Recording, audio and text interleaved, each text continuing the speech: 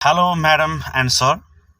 First of all, thank you for giving this opportunity to introduce myself.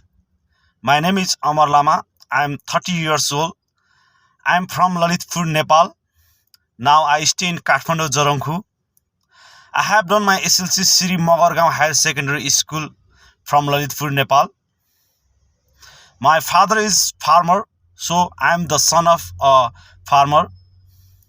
15 years ago, we had 10 cow and 15 goats in my house. I like to take care of cow and goats.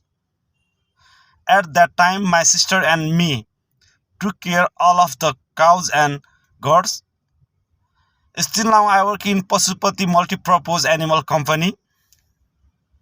Let's talk my work like animal take care, prepare food and fill them, and cleaning animal house.